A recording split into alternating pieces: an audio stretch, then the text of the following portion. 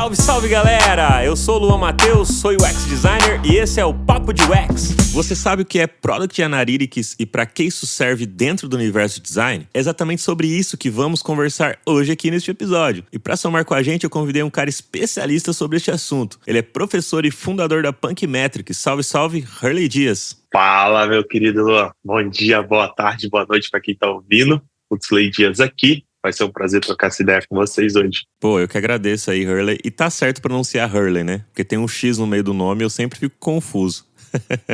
Huxley. Então é Hux. Huxley. É, porque eu sempre ouvi a galera falar Hurley. Aí eu falei, eu ouço a galera falar, eu nunca ouvi ele falar o próprio nome assim, eu acho que eu vou mandar um Hurley também. Mas é Huxley. Isso. E a galera costuma te chamar de Huxley mesmo? Todo mundo chama de Hux, todo lugar, é. Hux, entendi. E da onde que é seu nome, assim, a origem? Você sabe? Tem a história Fens, legalzinha, para gerar audiência, e tem a história real. Qual das duas você quer? Pô, eu quero a história real é legal. A história real é que, só para você ter uma ideia, tem mais dois irmãos, né?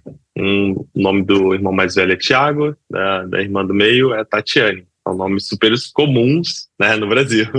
Então não faz muito sentido o meu ser tão diferente. Mas a verdade é que meu pai trabalhava num posto de gasolina, né, lá nos anos 80, 90, e tinha uma lista de funcionário de todas as unidades, né? Era a filial. E ele viu na lista de funcionários, foi assinar o ponto e esse nome. E ele achou legal e falou, é o filho mais novo, vou inovar nesse moleque aqui. E botou esse nome, que não tem nada a ver com os outros dois. E ficou. Eu acho da hora ter um nome diferente, assim. Até por isso que eu uso os dreads, assim. Eu acho legal ter um estilo diferente, assim, meio... hoje não tá mais tão diferente da época que eu fiz há 10, 11 anos atrás, né? A galera já... Tá mais comum você ver pessoas de dread, com cabelos diferentes e tal. Mas há 10 anos, eu morando aqui no interior do estado de São Paulo, cara, é uma cidadezinha pequenininha, até hoje tem uma galera que estranha, assim. É até interessante, assim. Ontem eu fui num evento da escola da minha filha, que ela foi dançar, e aí uma senhora do lado da minha mãe, assim, começou a conversar com ela, olhou pra mim e falou, nossa, é tudo seu cabelo, tal? Eu falei, é meu, nossa, como é que é, assim, tal? Aí eu fui explicando pra ela, falou, nossa, eu achei lindo o seu cabelo, assim, uma senhorinha, sabe? Eu falei, nossa, que da hora, cara, tipo, a senhorinha ter gostado do cabelo, assim, ela com aquele olhar, assim, foi bem legal. Tem uma curiosidade também, que eu sou do Espírito Santo, né? Cara, cidade litorânea, de praia, na praia a vida inteira, e eu tenho uma conexão muito forte com a cultura reggae, assim, né? Então, a questão do dreadlock faz parte da minha vida, assim, desde pequeno, assim, desde criança. Eu tive banda de reggae por muitos anos.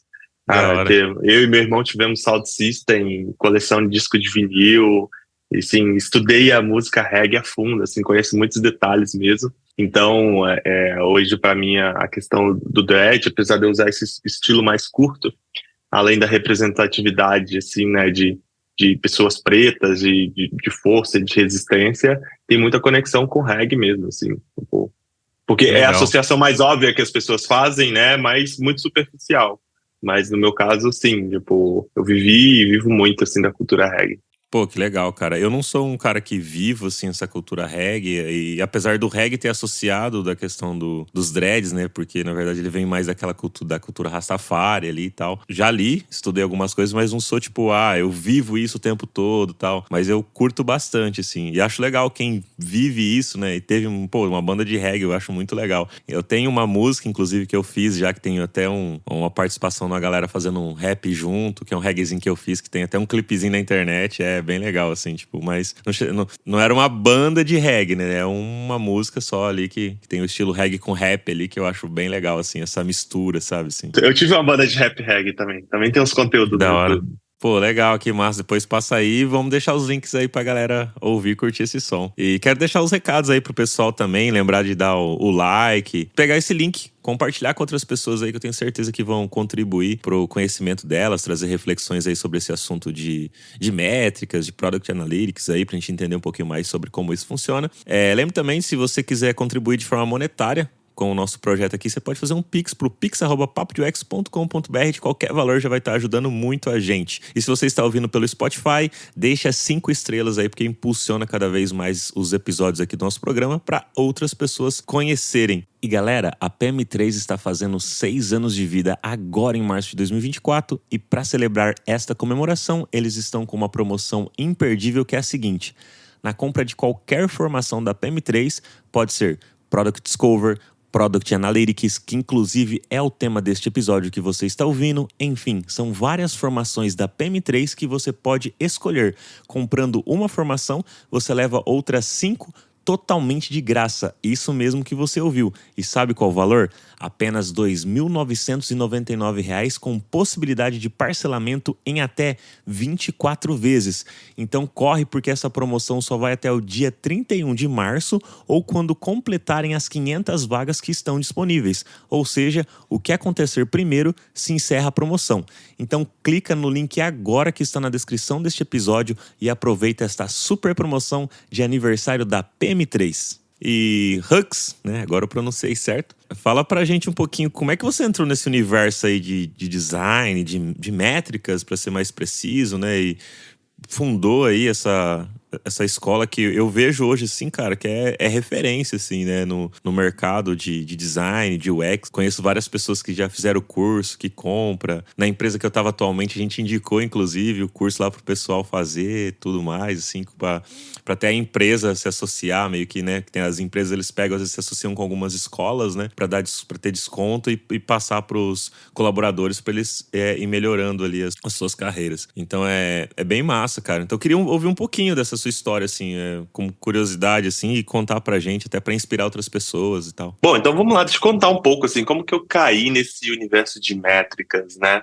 Então, inicialmente, eu confesso que foi uma coisa mais inesperada, foi parte do contexto que eu estava vivendo, e aí quando eu descobri mesmo que era, aí eu fui de forma intencional me dedicando a isso. Basicamente, lá mais atrás eu trabalhava no e-commerce, eu trabalhei no e-commerce de vinhos, que era Wine, e e-commerce tem muito desse apelo de acompanhamento de métricas, de performance, de transação, né, taxa de conversão. E, além disso, tem uma questão muito relevante que é a performance da aplicação web, a velocidade que ela carrega para o usuário final. E eu era designer e desenvolvedor front-end. Então, tem um pouco desse background técnico também, apesar, né, ali do background de design mesmo.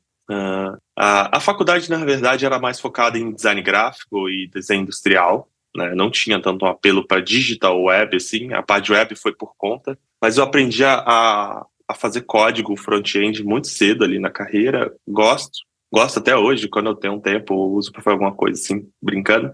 E eu fazia front-end, e nosso front-end tinha que ser ultra performático, né? Para a gente converter mais, conseguir mais velocidade. Então, comecei a olhar a métrica por esse aspecto específico, né? Que está diretamente relacionado à experiência do usuário, tá? Então, velocidade, tem um estudo grandioso do Google que ele fez em parceria com aquele portal que chama WWW Awards, premia vários trabalhos de design. Tem 3 edições desses estudos que se chama Speed Matters, quem quiser dar uma conferida depois, que é um estudo quantitativo do Google com muitos dados e que eles adicionaram a camada de interpretação qualitativa em cima, que mostra que a velocidade é o principal fator de percepção de experiência dos usuários. Tem um artigo desse no blog da Punk Metrics completaço, com um monte de dicas, com ferramentas para você fazer. Então eu comecei por ali, e junto nessa pegada, eu comecei a usar muito outras métricas, né? Comecei a me desenvolver, principalmente naquela época, a porta de entrada era o Google Analytics, era a ferramenta mais popular. Então, eu usei muito o Google Analytics, gostei, e eu decidi me aprofundar na área. Então, assim, eu destrocei todos os livros de Analytics que tinham, não tem muitos, né, mas na época eu lembro um livro bem marcante, que apesar de ter nome de ferramenta, ele é um livro que serve para tudo, até hoje, os conceitos que estão lá, se chama Google Analytics, do Avinash Kaushik, que hoje ele é inclusive um advisor do Google, evangelizador de Analytics. O cara é como a galera costuma dizer, um papa de Analytics. O blog dele tem muito conteúdo. Então comecei a consumir isso massivamente. Eu fui um pouco para esse lado mais técnico, fiz especialização de implementador de soluções de Analytics. Então eu era certificado em Google Analytics e Adobe Analytics de implementação. Eu implementei Adobe Analytics durante um tempo e isso virou parte da minha vida. Assim. Eu cheguei a ser consultor só de implementação de Analytics. Teve um período que eu parei de fazer design. Quer dizer, não se para, né? Uma vez design, você tem essa mentalidade, a forma de querer melhorar as coisas de atenção à experiência do usuário, mas teve um período da minha vida, quando eu saí da Wine até a gente montar a Handmade, né, que é a consultoria que o Jimmy montou lá no começo, e agora é parte da ThoughtWorks. Nesse hiato aí, eu só fiquei vivendo de fazer projeto de analytics. E aí, cara, voltando para a consultoria, assim que a Handmade se estabeleceu mesmo, a gente percebeu que isso era um mega diferencial nos projetos de design que a gente fazia, e aí a gente foi aumentando essa e reverberando. Nessa época, outras pessoas também já levantavam essa importância de uso de métricas em processo de design, que era o próprio Jimmy, né, o Will Sertório, e tem um amigo que tem um projeto de analytics há muitos anos, que é o Gustavo Esteves, da Métricas Boss. Eles têm o maior portal sobre Web Analytics assim, da América Latina, tem muito conteúdo lá. E aí a gente foi, né, fomentando isso, e eu falei, cara, é isso mesmo que eu quero, né, como diferencial de carreira, eu vou me aprofundar nisso, e ao mesmo tempo que eu ia falando do assunto, eu ia percebendo a conexão das pessoas com o assunto, junto com uma certa dificuldade, não era realidade, não é uma coisa trivial. E aí eu acrescentei como parte da minha missão, assim, de vida, de compartilhar conteúdo, ajudar que o uso de métricas e dados seja algo mais simples para as pessoas não técnicas, né? Então, o meu trabalho a Punk Metrics vem muito para fazer esse papel hoje, que é como que eu crio um layer que conecta as pessoas não técnicas, que não precisam ser mega especialistas em analítica, você não precisa se transformar em um analista de dados, mas como você entende isso numa linguagem que conversa com um profissional de design de produto, porque eu vivo isso há muitos anos, né? E eu consigo ver quais são as situações e as dificuldades, e eu traduzo isso numa linguagem. Então, muito provavelmente, se uma pessoa analista de dados ou uma pessoa sei lá, que trabalha com logística quiser entrar e fazer um curso da Punk Metrics, não é recomendado, porque o curso é 100% focado na vivência de quem trabalha com UX, gestão de produto e marketing growth. Então, essa linguagem é super comum. Qualquer pessoa que entrar lá e ver um conteúdo, ela vai conseguir entender, porque conversa diretamente com o dia a dia dela, de uma forma leve, com exemplos práticos. Então, a missão é um pouco disso. Para quem, né, tiver a fim de conhecer, a ideia de ser democrático cara, tem muito conteúdo gratuito lá, né, em todo lugar. Na verdade, se você pesquisar, eu escrevo e contribuo com a comunidade há muitos anos, né? Desde quando eu comecei lá atrás, antes de eu falar de analíticas, eu já falava de outros assuntos, assim. Quem tiver curioso aí, quiser dar um Google, se você procurar HTML5 e CSS3 e botar meu nome junto, você vai achar um artigo no WordPress de mais de 10 anos atrás que eu ensinava as pessoas a usar a tecnologia que estava emergindo naquela época. Então, essa minha proatividade de compartilhar conteúdo, ela tem muitos anos, né? E outra curiosidade também, só para fechar, as pessoas perguntam muito, né, sobre aula, né? Eu dou aula na Terra, né? Tinha um curso com a Product Arena também, com a Mergo, com a Wiz, várias parcerias, e a Punk Metrics, o principal conteúdo são aulas. E o pessoal pergunta, cara, como é que fazer aula, como começou? Eu comecei dando aula na Microlins, de informática, há mais de 12 anos atrás, 14 anos atrás. Então, didática também é prática, né? Você repetir. O pessoal pergunta, cara, é legal a tua aula. Eu falo, eu tô praticando há muitos anos, né? Eu não nasci instrutor. Eu fui aprendendo. Pô, que legal, cara. Eu sou aluno Microlins. Eu lembro, os primeiros cursos que eu fiz na Microlins foi em 2002, mais ou menos, assim, 2002, 2003, cara. Faz uma cota já também, mano.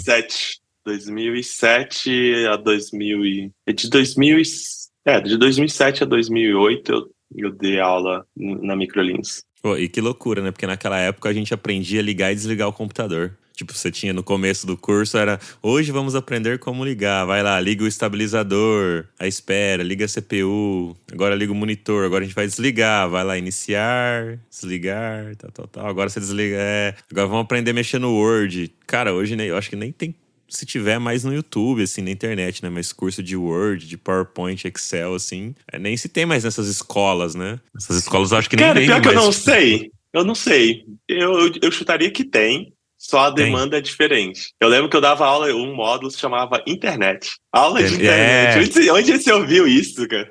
Cara, eu aprendi a criar o e-mail na Microlins. A gente vai aprender a criar um e-mail, mandar e-mail, essas coisas. Exatamente, eu dava essa aula, que você ensina a pessoa a criar um e-mail, a mandar um e-mail. Exatamente isso, parece absurdo. Parece surreal, mas existiu isso, galera. Pra quem é pra galera mais nova, né, que vai falar, pô, sério, existiu isso. E Hux, pra que serve, assim, o que é exatamente, assim, o Product Analytics? Você falou já um pouquinho ali que pra linguagem de quem trabalha com Growth, UX e produto, vai entender um pouco mais entrando ali no site da Puck Metrics, mas o que é? Pra quem nunca ouviu ou ainda não tá imerso nesse assunto, ouve ou lê a palavra Product Analytics, o que é? É uma pessoa, é uma área? Como que funciona isso de fato, né? Como é que é essa caixinha ali, essa nomenclatura, o que ela é de fato, assim? Perfeito, cara. Essa pergunta é muito boa, porque, querendo ou não, falar o termo Product Analytics, ele já é um super nicho, né? Eu tô fazendo uma subcategoria.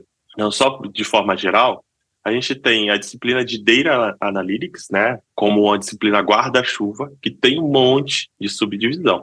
Dentro de Data Analytics, vai ter as pessoas que vão se especializar em engenharia de dados, que é levar o dado de um lugar para o outro, fazer transformações. E aí tem pessoas que vão se especializar em Data Visualization, que é a parte de visual, de gráficos, que é super interessante, ainda mais para quem é designer aí, quiser se aproximar por esse lado, é um caminho bem mais atrativo. Tem um monte de subdivisão, tem Data Science, né? Tem Machine Learning. E aí, antes mesmo da gente usar a terminologia Product Analytics, o que ficou mais comum é o que a gente chama de Web Analytics. As ferramentas se posicionavam assim. E foi muito puxado pelo marketing digital. Né? Então, se a gente for falar assim, quem chegou primeiro, né, nessa brincadeira, o marketing digital, eles saíram na frente. Porque com o advento das possibilidades do marketing digital, surgiu também a necessidade de medir. Até para quem estiver escutando, não trabalha numa empresa não tão estruturada, assim, se você está pensando em começar e você tem uma área de marketing que faz alguma iniciativa, manda e-mail, sei lá, faz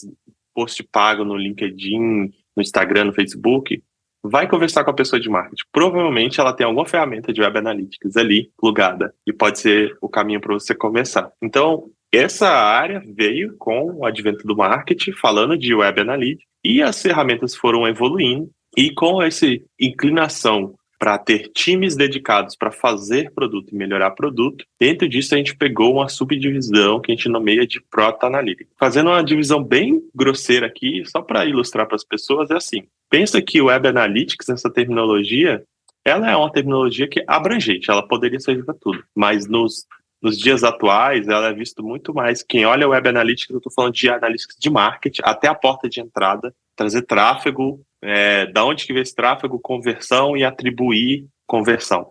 Da porta do produto para dentro, o que se faz ali dentro, comportamental e tudo mais, a gente chama de Product Analytics, que ainda tem mais uma outra divisão que a gente chama de Behavioral Analytics, que é análise comportamental. E o que são esses dois? É basicamente você analisar os dados comportamentais dos usuários, quando eles interagem com o produto dentro da sua plataforma, independente se é um app, se é um SaaS, se é um e-commerce, a partir das interações desse usuário, você vai tirar ali um monte de dados de eventos e entender se está tendo erros, se as pessoas estão avançando na jornada, né? Com a soma dessa camada que a gente chama de análise comportamental, do Behavioral Analytics, a gente pode fazer ali a análise de mapa de calor, tem se tornado super popular também, o gravação de sessão, né, que é o Session Replay, ou Screen Record, né, que é a gravação de tela. Você consegue ver exatamente o que o usuário fez ao navegar no seu produto.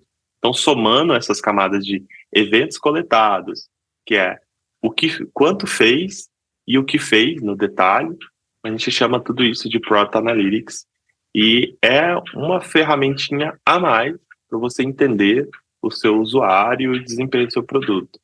Que eu gosto sempre de trazer esse ponto, porque a gente tem já um monte de ferramenta para fazer design e produto. Tá? A gente já tem um monte de técnica, de pesquisa, de brainstorming, de prototipação, de teste e validação. Então, o Product Analytics vem para trazer mais essa camada. É mais uma ferramenta que você pode juntar com todo. Pô, que legal. E aí, a forma como você explicou aí, fez essa ilustração, os times têm que ser bem colaborativos ali, né? Meio que essa parte de UX, produto e o marketing envolvido também, né? O pessoal fala muito sobre a questão ali da tríade na hora de fazer construção de produto, tech, produto e negócio. E junto com o UX, né? Que é tech, produto, que é às vezes produto e negócio, mais o UX. Mas essa questão de analisar os dados tem que envolver muito marketing, né? Então seria tipo mais na verdade, teria que ser um quarteto ali de análise para poder melhorar ali, não só uma tríade, né? A gente tem que começar a pensar um pouquinho diferente ainda mais por essa ilustração que você trouxe ali. Sim, total, cara. Eu acho que hoje, apesar de saber da realidade, né, que é normal na correria do dia a dia, cada um ir focar mais no seu objetivo, na sua meta, a gente super gostaria que não se formasse silos, né, nas companhias, mas eu sei que é quase inevitável. Então, manter essa conversa de tempos em tempos, revisar o que as pessoas estão fazendo. Isso vai acabar impactando muito, Luan, na parte de como que você define o que medir, como que você coleta o dado, que é uma das principais dores hoje para perpetuar uma cultura de dados em times, né? Que é como que eu padronizo o marketing vai coletar um evento chamado assinatura de newsletter, tudo em português em maiúsculo. E aí, da porta do produto para dentro, você usou user sign up, tudo minúsculo em inglês com underline. Sabe, são coisas simples, mas se você pega um relatório na tua frente, olha, e se você tem uma visão mais a médio e longo prazo, e aí já falando de pessoas que têm um stack, né, mais robusto, esse dado ele não vai conviver só na interface da ferramenta de Product Analytics. Ele vai ser levado para uma camada que a gente chama de Data Lake, juntado com mais um monte de dados da companhia, até uma camada de enriquecimento do dado, e fala, olha, esse ID aqui disparou esse evento, ou passou por essa página. Ah, quem é esse ID na minha base? Ah, esse ID é o UX. Então, ele foi até o carrinho e não continuou, então vou mandar um e-mail para ele. Então, só para tentar conectar essas dinâmicas que a gente vê de carrinho abandonado, regras de CRM, eu recebo um push se fizer isso, se eu não fizer aquilo, WhatsApp, e-mail, todas essas coisas dependem desse bom rastreamento na parte de Product Analytics. Tá? Então, ter uma unidade, um consenso sobre isso, e esses times conversarem, tu vai ter dados de melhor qualidade, que vai desbloquear novas possibilidades de drivar a estratégia. É como que as pessoas hoje fazem uma técnica que a gente chama, principalmente para quem trabalha com SaaS, a gente gera leads, né? A gente faz ali um trabalho de geração de leads, se tornou muito popular com RD Station, né? Falando de marketing de conteúdo, essa é uma das vertentes super populares para a empresa de SaaS, que tem um modelo que a gente chama de Sales-led. Você gera conteúdo para gerar autoridade, atrair leads, esses leads vão ser qualificados, aquecidos ali, né, nutridos na jornada, e depois a equipe de vendas aborda ele. Esse é um caminho que a gente chama de Sales-led. Tem uma outra abordagem que a gente chama de Product-led, onde o lead ele vai ser qualificado pelo produto. O produto faz parte dessa jornada. Você só consegue saber se esse cliente, esse usuário está apto a ser abordado pelo time de marketing, ou até mesmo com automação, e fazer a compra, o subscription, ou o upgrade, se você tiver uma boa coleta de dados comportamentais ali na camada de Product Analytics, para você fazer o Product Qualified Lead, que eu falo, o usuário se relacionou com o produto, encontrou valor em uma certa medida, sim ou não, então a gente vai abordar esse time, essa pessoa ou não. O que acontece no modelo tradicional é, eu gero um lead, através de conteúdo, de blog, mas a gente não tem nenhum outro indicativo se essa pessoa, em que nível de interesse ou de profundidade ela está, porque ela não usou o produto ainda, eu não sei se ela encontrou valor, se a minha proposta de valor entregou valor para o cliente, não tem como saber, mas como o time de vendas precisa vender, eles abordam todo mundo que entrou ali. Quando a gente usa essa outra abordagem, a gente soma, né, o poder de vendas da equipe de vendas com olha, eu vou abordar primeiro as pessoas que entraram no produto, interagiram e habilitaram a feature e tal, que vamos supor que quer dizer que ele encontrou o valor X que ele estava procurando. Se o time de vendas trabalha em abordar essas pessoas primeiro, a taxa de sucesso deles é muito maior. Né? Então, todas essas relações, quando a gente vem falar isso, o que isso tem a ver com design, experiência? Design experiência, no final das contas, também é sobre gerar resultados de negócio. Então, além da gente ser ali as pessoas que vão trazer boa parte da carga da visão de experiência, da voz do usuário, da boa usabilidade, que a gente sabe muito bem que é muito difícil de medir. Algumas coisas são intangíveis, muitas coisas vão pegar no aspecto emocional, né? Tem vários estudos que comprovam isso, mas se eu consigo melhorar um pedaço da jornada, que aumenta a possibilidade de um usuário entrar dentro do produto na parte trial, fazer uma ativação e aumentar a taxa de conversão, a gente consegue medir isso, né, usando técnicas de Product Analytics, e ter um resultado de negócio melhor.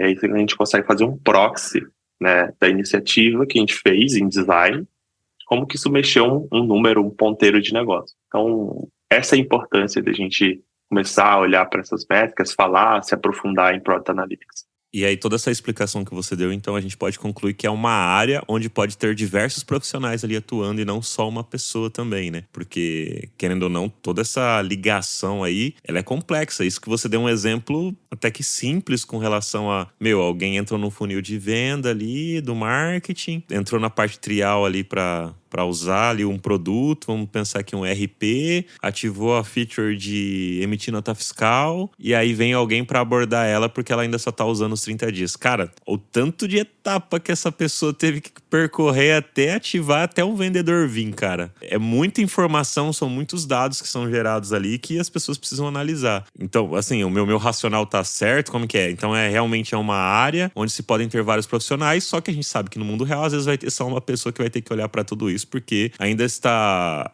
gatinhando, eu acredito, essa área dentro desse universo de design, produto. Talvez o marketing já esteja mais consolidado, até por conta, igual você falou, começou com marketing ali e tudo mais. Mas ainda também é novo, sabe? Pelo menos eu tenho visto que ainda é perto de tantas outras áreas e profissões que existem, são termos novos e tem conteúdos, mas ainda não tem tanto informação como tem outras áreas. Boa, bom ponto, Luan. Não existe um consenso, tá? Não está escrito em lugar nenhum, não há regra, mas o que é mais comum? A gente encontrar uma área, a área de data dentro da empresa, que talvez vai ter uma pessoa que tem mais afinidade com as ferramentas de Product Analytics que vai ser responsável por isso.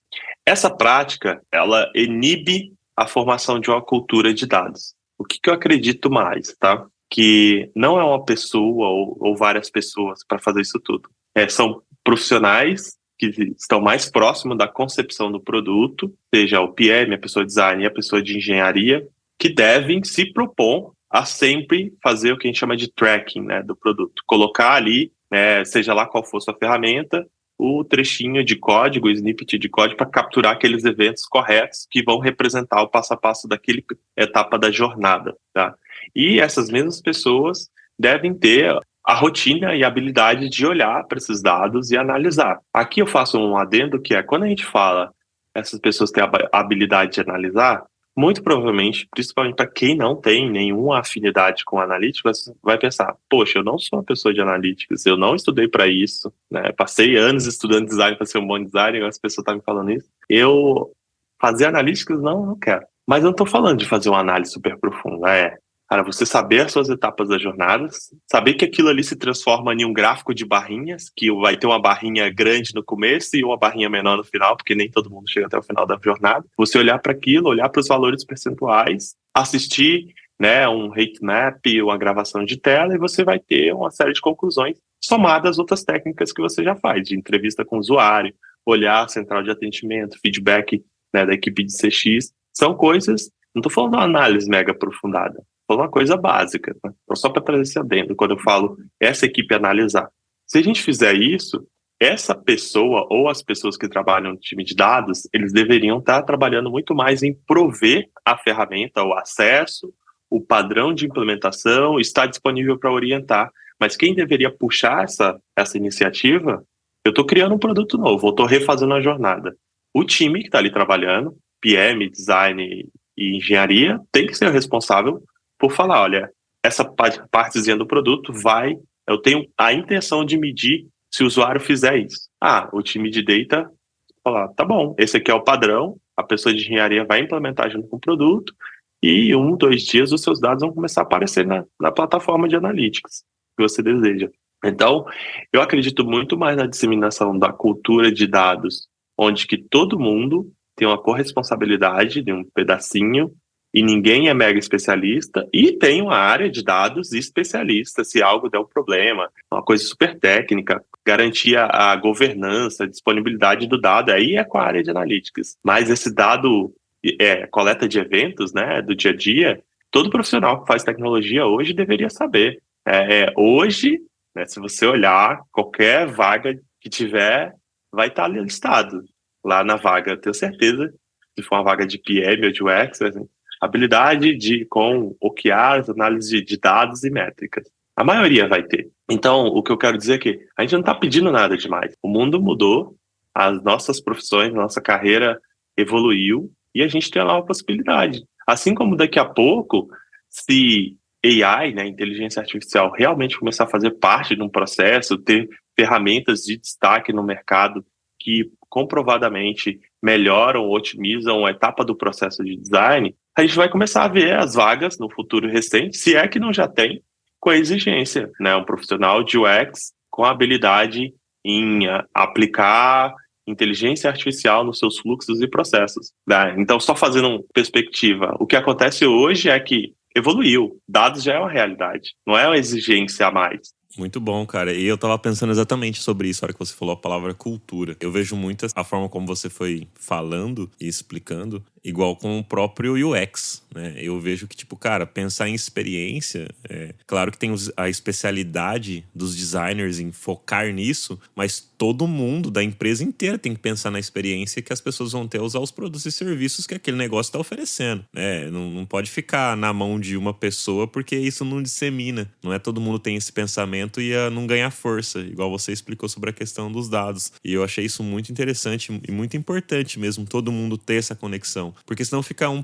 remando para um lado, outro para o outro e a coisa realmente não anda. E Hux, eu queria ouvir um pouquinho de você aí a respeito de o que são as métricas de vaidade que o pessoal fala, assim, existe de fato isso? Não existe? Aí eu vou dar um exemplo aqui, seria aquela coisa assim, tem o meu Instagram lá, fiz um post, deu, sei lá, 5 mil likes, só que eu não vendi nada do que eu tava tentando vender. Encaixa com uma métrica de vaidade ou nada a ver? Sim, também. Que aí a gente, hoje, falando principalmente de UX e produtos de dados nesse contexto, a gente tenta se ater muito mais ao que toca ao produto. A gente sabe que rede social é uma das estratégias de posicionamento da marca como empresa, mas geralmente isso não que a gente não precisa se preocupar. Óbvio, a empresa é vista pelo cliente no final como uma unidade. Tudo que você faz se manifesta. Mas falando da atuação específica do design, eu posso dizer que o que está em rede social, marketing, é uma responsabilidade muito clara do marketing. Tá? As pessoas de marketing vão ter que olhar isso e talvez no contexto deles, sim, esse exemplo das curtidas versus vender algo se configura numa métrica de vaidade, mas olhando dentro do contexto de UX e de produto, a gente está muito mais voltando ali para o uso do produto em si, né? A mais comum que vem de fora para dentro se você tem um app, quantidade de downloads. Quantidade de downloads não necessariamente significa sucesso, né? Se o objetivo do seu produto, a sua proposta de entrega de valor é que o usuário abra o seu produto, faça um pedido e a comida chega na porta da casa dele. Se ele não fez essa que é o core da proposta de valor, o download não significa nada. Então esse é o exemplo mais claro de a gente entender a métrica de vaidade. Qual que é a métrica que move o negócio? Número de pedidos, né?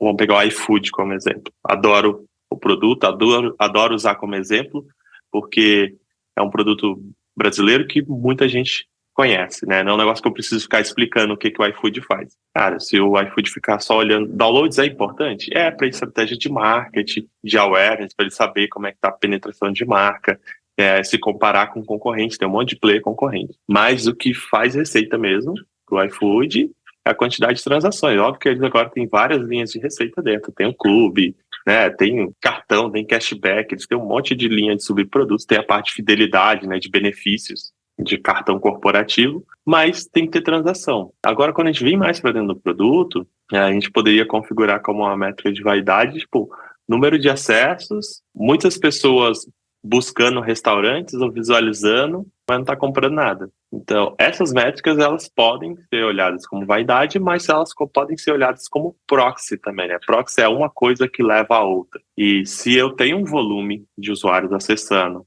buscando por produtos, a quantidade de transação vai ser consequência disso. É relativo, ainda mais num produto que tem alto volume, tá? O iFood tem alto volume de acessos e transações. Isso é proxy. Se eles acompanham essa métrica no dia a dia, né? Acesso versus buscas, em um dado horário do dia, isso muda, sai fora do padrão. Todo dia, às 11h30, eu tenho 10 milhões de usuários acessando o app e fazendo uma busca. Hoje, né, às 11h30, tem 2 milhões. Cara, tem alguma coisa errada. Então, apesar de não ser a métrica principal, que é a transação, essa métrica ela já está dizendo que tem alguma coisa errada. Ou o app está com bug, alguma fatia de usuários, né, tá com dificuldade de entrar, a galera tem que ficar em alerta e acessar para ver o que está acontecendo. Então, em um contexto totalmente fora, eu posso dizer que número de acessos é uma métrica de vaidade, mas nesse caso, não. O que eu estou tentando dizer com isso, que é essa questão da métrica de vaidade, ela cai na resposta do depende. Depende do contexto, cada um pode ter sua métrica de vaidade e tem que ter, como um profissional de design de produto, um belo conhecimento dos usuários, do produto, do modelo de negócio que você está atuando, vai também refletir no bom trabalho que você vai desempenhar ali. E quando você tem esse conhecimento, fica fácil você fugir de métricas de vaidade. Muito, muito legal, cara, essa sua explicação. E aí me veio aqui pensando que é mais a questão de como analisa a informação do que a informação por si só, né? Tipo, nenhuma informação, nenhuma métrica é ruim, mas sim a forma como eu analiso ela. Todas as métricas são perfeito. válidas. Eu acho que essa explicação vai perfeita. Isso, exato. Adorei essa explicação. Isso faz toda a diferença, porque às vezes as pessoas falam, não mede isso não, porque isso não serve. Calma, não serve talvez para esse contexto. É melhor a gente medir tudo e ter os dados e analisar conforme igual o contexto que você explicou, da gente analisar da forma correta do que não medir alguma coisa, né? Boa. E aí eu só tenho um cuidado que a gente tem bastante com essa expressão de medir tudo. Aí a gente já tem um posicionamento, não vamos medir tudo. Se você realmente não tem um objetivo claro de por que você vai medir aquilo, não peça para adicionar a coleta de um evento ou de uma interação. Pensa com aquele pensamento, no futuro a gente vê o que faz. Por quê? Tem duas coisas principais aqui. A primeira é, quando você tem um monte de informação, tem um fenômeno que é comprovado que acontece, que é a paralisia de análise. Você olha para aquilo tudo assim, principalmente as pessoas que não têm muita idade, e trava. Não consegue tirar nada útil dali. O segundo ponto é, e essa informação aqui é importante para todo mundo que está nos ouvindo aí saber, vocês vão ser muito bem vistos se vocês tiverem isso em mente, principalmente grandes negócios. Toda ferramenta de analytics, ela vai cobrar pela quantidade de eventos, né, de interações que você manda para o servidor. Então, vamos pegar de novo o exemplo do iFood. Né? 10 milhões de usuários acessando, né, ali num certo horário do dia. Em média, um usuário ele vai ali disparar de 7 a 10 interações. Então, você multiplica isso pela quantidade de usuários só naquele momento, a gente está falando, cara, de uma infinidade de interações que você vai mandar para um servidor da ferramenta de analítica. Se você reduz 2, né, que você deixou de multiplicar por 10 milhões, é muito evento. Se você bota em 30 dias, é muito evento. Isso vai bater lá na linha de custo, que você vai pagar por Mixpanel, por Amplitude, por HIP Analytics, seja lá qual for. Então, cara, é continha de pão. Se você abrir uma planilhazinha e botar volume de usuários, qual que é a quantidade média de page views, vai para um proxy muito fácil. Qual que é o page view médio, né, do seu produto? Eu tenho 10. Faz isso vezes a quantidade de usuários, vezes a quantidade de dias no mês. Aí você vai ter uma ideia mínima. Vai na tabela de preço de cada uma dessas ferramentas e você vai ter uma real noção de o quão responsável todos nós somos por dizer o que eu quero monitorar ou não. E aí, óbvio que eu estou falando aqui de um produto gigantesco, né? Se você está num produto pequenininho ainda, relaxa, não é o momento de se preocupar com isso. Deixa o Google Analytics Free lá rodando e vai ser feliz, tá? Ele vai fazer a amostragem de dados, mas tudo bem. Mas se você escutou isso aqui, você tem essa informação, você já é uma pessoa diferenciada. Ah, com certeza. E obrigado por essa correção desse meu pensamento, né? Vamos medir tudo. Opa, peraí, né? Aqui a gente tem um custo. Se a gente for medir tudo, vai pegar os objetivos e medir de acordo com a estratégia que a gente tem pro negócio e não medir tudo, né? Então, muito bom, cara, essa explicação. Por isso que é bom trazer alguém que é professor, né? Que dessa área, especialista, que aí a gente consegue ter essas informações valiosas aí pro pessoal, né? Eu falo que cada episódio que eu faço aqui é uma aula, tanto pra mim quanto pra galera que tá ouvindo a gente aqui. Muito bom, muito bom. Tem esse detalhe também, porque a gente acaba fazendo muita consultoria, né? Para empresas implementarem tanto a cultura de Product Analytics para os times, mas também fazer uma implementação técnica, né? Que é uma das especialidades da Plugmatics. Então, essa é uma das avaliações que a gente faz para o cliente, porque é comum o cliente não saber dimensionar ou não entender. Aí que entra vários fatores aqui, por exemplo. Se você está lá tentando ter uma mensuração do seu produto melhor, você não pode usar a quantidade de eventos que você manda hoje para a plataforma como um proxy, porque provavelmente o seu produto está descoberto em várias áreas, e se você fosse realmente ter uma implementação saudável, você estaria enviando muito mais eventos. Então, primeiro a gente faz uma análise de quais são as jornadas principais, qual que é a média de interação que a gente faz, a gente bota todos esses fatores de qual que é o volume de usuários ativos da plataforma, e a gente sai com o resultado, fala, se a gente for para essa plataforma, a gente vai pagar X, e em 1 e 5 anos você vai pagar Y. Se você for para essa outra, você vai pagar X, essa outra X. Então, essa é uma das análises que a gente faz dentro da consultoria. Por isso que isso é mais comum para mim, né, ter isso em mente, porque a gente faz isso com frequência. Mas, agora que vocês já escutaram aqui o podcast do Papo de UX, vocês também sabem dessa informação. Muito bom, Hux. E, cara, você falou aí sobre a questão da cultura, né, de dados e tudo aí para implementar aí nas empresas. Quais que são os desafios que você mais enfrenta ali quando você, junto com a Punk ali, vai implantar essa cultura, né? Eu acredito que deve ficar um bom tempo, né? Porque a gente sabe que mudar a cultura é investimento de tempo ali. Não adianta você vir com 1 milhão de estratégias e tal, se não demorar um tempo ali, um período onde as pessoas possam entender da cultura e realmente aquela cultura ser estabelecida naquele local. Então, quais são esses desafios principais, assim, que você sempre vê comum entre várias empresas que você já deu essa consultoria? Primeiro de todos é esse gap no dado. Nunca conversei com ninguém que está 100% satisfeito com... Você consegue entender tudo do seu produto ou ver todos os seus usuários com a implementação de analytics que tem hoje? Não, ninguém está satisfeito, ninguém tem a implementação, porque nunca existiu esse olhar dedicado para fazer uma implementação, saber o que medir, saber como medir, como implementar tecnicamente e essa cultura de analisar depois. Então, esse é o número 1 que aparece, não tenho dado. Na sequência, vem o saber o que medir versus implementar. Uma dificuldade que aparece que é a consequência desses outros dois, né? Eu não tenho dado, mas isso é consequência de quê? As pessoas não sabem o que medir. E saber o que medir, ela não é só eu saber tecnicamente a plataforma, a ferramenta, é eu saber em qual modelo de negócio eu estou inserido, em qual parte da jornada eu estou atuando, né, meu time está atuando, e em que momento de vida meu produto está. Eu estou no momento de fazer aquisição, de trazer muito usuário, ou eu estou no momento de fazer ativação de que eu tenho na base? Ah, não, a gente passou por um período muito crítico e agora a gente tem que melhorar o nosso produto e fazer retenção para a gente garantir a receita recorrente. Então, entender os momentos, então recapitulando aqui, modelos de negócio, parte do produto que você atua, momento que o produto ou a feature que você está atuando está vivendo. Com isso, a gente faz a conexão de como que ao utilizar o produto, o meu usuário reproduz um atingimento de sucesso, do que é estabelecido como sucesso. E aí você mapear aquela jornada, dizer exatamente o que você quer traquear, e aí eu parto para a implementação técnica. Então, tudo isso, sim, requer trabalho, requer tempo, e a gente trabalha muito mais com a linha de facilitadores. Seria contraditório eu falar aqui que a gente acredita numa cultura de dados e que as pessoas têm que ter acesso ao dado e todo mundo tem que ser responsável, mas não precisa ser um especialista, se a gente não tiver formas de facilitar isso. Então a gente trabalha muito com playbooks. A parte técnica é uma camada de abstração grande na parte técnica.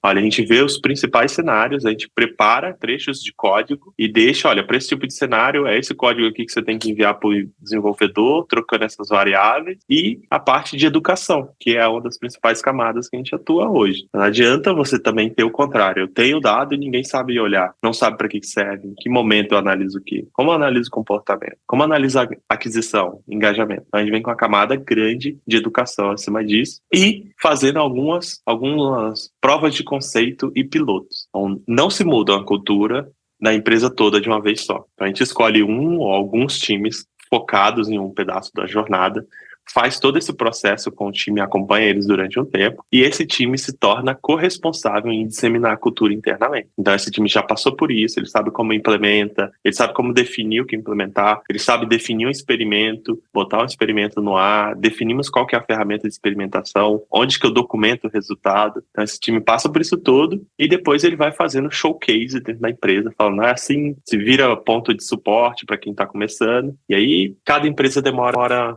um tempo diferente para estabelecer essa cultura. Que legal, cara. E teve alguma consultoria que você deu que você possa falar, claro, sem citar nomes, que deu ruim, assim, e vocês aprenderam com isso, sim, com essa questão de, isso aqui não foi legal, não foi case de sucesso, mas a gente aprendeu com isso aqui. E assim, não olhando de quem foi o errado, mas sim aprendeu a entender. Porque a gente sabe que, clientes são clientes e tem cliente que vai falar, não, eu pensei que vocês iam chegar aqui, mudar todos os dados, eu já ia vender mais e não sei o que. Cara, implantar dados não quer dizer que você vai vender mais, né? Tipo, você vai analisar o dado, mas não necessariamente você vai vender mais se não tiver outras estratégias por trás dos dados que estão sendo analisados. Mas nem todo mundo entende isso, né? E às vezes pode ter tido algum case aí que você possa comentar que deu ruim, mas você aprendeu com isso e até uma dica pra galera, até às vezes dentro da empresa, a forma de conduzir as coisas e tal. Tem uma história que aconteceu. O que acontece? Na consultoria, eu até costumo brincar com o pessoal. Hoje a gente tem o privilégio de escolher os nossos clientes. E a gente foge de cliente ruim,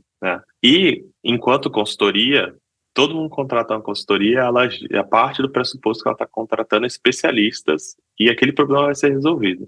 Então, a gente nunca aceitou como consultoria um problema que a gente não tinha o mínimo de confiança que a gente ia resolver aquele problema. Então, como consultoria, nunca aconteceu, né? De a gente entrar no cliente para fazer algo e dar um ruim, muito ruim. Eu acho que, sei lá, numa situação dessa, eu acho que eu até devolveria o dinheiro pro contratante. Sei lá, não é o que a gente se propõe a fazer, então a gente tem muito cuidado antes de entrar, fazer um bom, né, a gente chama de assessment, um momento de entrevistar as pessoas, entender realmente qual que é a dor, fatiar. Todo mundo que a gente conversa com a consultoria tem um monte de problema. A gente vai do tracking, à cultura, ao CDP, ao CRM, e a visualização de dados e disponibilização de dados para o board, para a diretoria. Tem um monte. Então, quando a gente entende, fala qual que é a dor principal ou qual que vai ser o momentinho que vai tocar aqui e vai mexer o seu ponteiro de negócio. Então, a gente vai pegar essas 3 coisas e a gente vai trabalhar nisso. Porque é normal.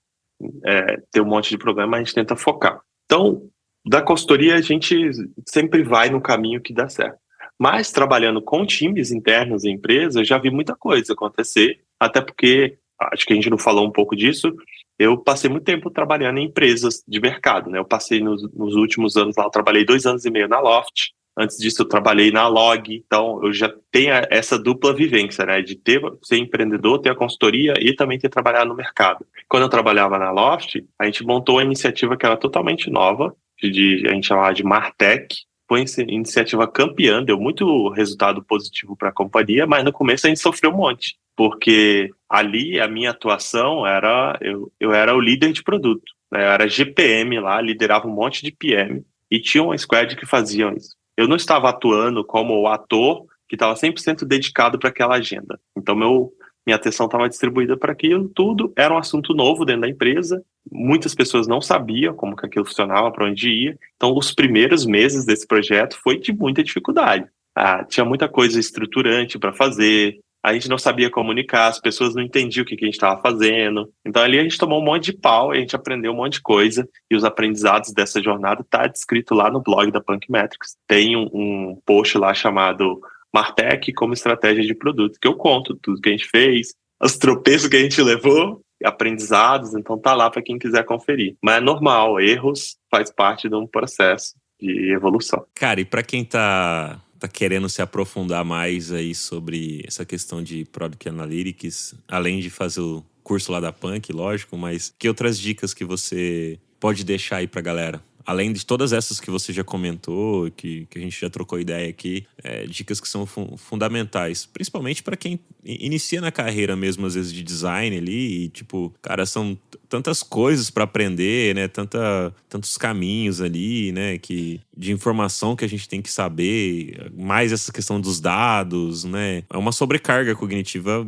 grande ali para a pessoa, né, por mais que o pessoal fala que qualquer pessoa, que eu discordo um pouquinho, mas eu acho que muitas pessoas podem sim se tornar designers, né? Tipo, é quase que medicina também, né? Medicina também tem muita coisa ali. Não tô comparando em termos daquilo que é necessário, né? Lógico que se você compara a medicina com o design é necessário, mas a medicina ali salva vidas, né? Claro que o design também, dependendo de onde for trabalhar, também pode salvar vidas. Se a pessoa for um designer que faz bisturi, se você faz um bisturi que não é muito fácil de se usar, se não tem uma boa experiência, atrapalha o médico. Então uma coisa está ligada com a outra ali. Mas o que dica que você pode dar, cara, para facilitar um pouco o caminho ali, o percurso dessa pessoa que está aprendendo para entrar nessa área e aprender mais sobre dados? Eu vou dar algumas fontes aqui, inclusive fontes tupiniquins brasileiras que eu gosto muito, mas antes disso eu queria dar uma dica de aprendizagem que eu tenho, é o que eu trabalhava com os meus liderados e muitos me agradecem muito por ter falado isso, que é, como você bem disse, a gente tem um monte de coisa para aprender, uma carga cognitiva grande. Eu costumo dizer, tenta aprender o que é a sua necessidade nesse momento, porque a sua motivação para aprender aquilo vai ser maior, você provavelmente está passando por aquilo na sua empresa, no seu desafio nesse momento, e vai conseguir botar em prática, que vai fazer você assimilar o conhecimento melhor, e existe a possibilidade ainda de você ter um resultado bom aplicando essa nova técnica e ser reconhecido por isso e tudo mais.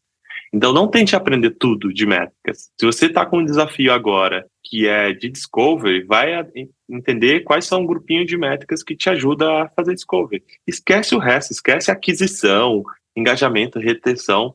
Não frita a cabeça com isso. Aprende um pedaço, que você vai moldar a sua jornada. Ah, não, meu produto está num baita desafio de engajamento e retenção agora. Procura isso especificamente. Se você tiver a oportunidade, comprei um curso, vai no módulo de engajamento e retenção, destroça aquilo, resolve o teu problema, tenta aplicar aquilo que você está aprendendo e depois você olha o resto do conteúdo. Hoje a gente tem um novo formato de aprender e botar em prática e que às vezes a gente se sente mal por fazer isso. Eu me sentia muito mal por ler só um pedaço do livro antigamente. Eu me sentia mal por começar um curso e fazer só um pedaço dele ou pular só para o pedaço que me interessava. Hoje em dia não. Cara, eu preciso otimizar meu tempo, minha rotina, eu faço isso e me orgulho de ter reestruturado esse meu método de aprendizagem. Dito isso, tem algumas coisas que, para quem está começando, tem conteúdo gratuito, então principalmente, já falei, do blog da Punk Metrics, tem muito conteúdo gratuito, com muito exemplo real, né, inclusive de produtos brasileiros. Tem um curso gratuito lá, para quem quer começar, que é o UX Metrics básico, que eu falo sobre a importância, quais são os principais frameworks, e ainda mais, eu falo qual que é a realidade do uso de dados nas empresas. Que as pessoas pensam que é uma coisa linda, maravilhosa, e falam, olha, galera, essa é a realidade, né, que eu escuto bastante de consultoria, de alunos e tudo mais. E também eu recomendo o blog da Métricas Boss, tem muito conteúdo lá, eles também têm uma plataforma com muitos cursos, de muitas ferramentas. Para quem gosta mais da temática de growth, experimentação, tem o portal do GLA, Growth Leaders Academy, que tem muito conteúdo legal lá, é uma comunidade também, e também tem cursos dentro, né? E além disso, vocês podem recorrer aí a livros, né? Tem alguns livros que ajudam vocês a darem esse espaço. O principal, que eu acho que dá um super overview e fala de modelos de negócio, é o Lean Analytics, é um livro daquela série do Lean Startup, né, que foi o primeiro do Eric Rice. Ele inspirou uma outra série que tem o Lean UX, então tem o Lean Analytics também. Ele fala sobre esses modelos, fala sobre alguns frameworks. Tem agora um livro que acabou de ser lançado, do Gustavo Esteves, que se chama Menos Achismo, Mais Dados, que tem uma linguagem super, super popular, super atual e brasileira, tupiniquim. Recomendo aí, o livro já está na Amazon, na pre-order, e vai ser lançado agora no RD Summit. E recomendo participar de eventos, cara, tá ligado aí na comunidade, seguir algumas pessoas que já falam do assunto. Lá no blog da Punk Metrics tem um monte de pessoas que participam com a gente aqui, que falam sobre o assunto, né? Tem a Andressa Kanashiro, tem a Sheila, que fala sobre a relação de métricas e pesquisa, tem o Will Sertório, tem um monte de gente da comunidade aí que traz o assunto de uma forma bem consistente. Tem o Horácio Soares, tem o Jairo, que é uma pessoa de content design, que usa dados muito bem. Então, para você ver que em cada vertente você vai ter uma pessoa ali para você falar e perguntar. Chama essa pessoa no LinkedIn. Eu sou do grupo dos caras de pau. Chama no LinkedIn e fala: oi, eu vi que você, né, tem esse conteúdo aqui. Cara, tenta trazer para mais próximo de você, da tua realidade, porque o flow de aprendizagem vai ser bem mais agradável. Pô, excelente dica, cara. Dicas, na verdade, além desses links que você comentou aí. Cara, muito obrigado aí pelo papo. Espero que você tenha gostado. Eu gostei bastante também. Eu acredito que a galera que tá nos ouvindo também tenha curtido. E deixa aí a divulgação das suas redes sociais, LinkedIn, Instagram, o site da Punk ou qualquer outro site, qualquer outra coisa que você quiser divulgar, e fique à vontade. Não, antes de divulgar, eu queria falar que eu assisti aqui o último, na verdade ele nem é o último, eu nem sei se é o último, mas é com o Felipe Tosatti, sobre criatividade. Eu adorei, então aproveitar para deixar aqui o registro sobre criatividade. Cara, ele falou um monte de coisa assim que eu conheci o Fê há muito tempo, talvez no Gama Academy, assim, em alguma situação dessa. Eu acho que a gente tem um contato aí digital desde essa época, muito legal ver ele falando sobre isso. E aí, os meus arrobas é Uxley Dias em todo quanto é lugar.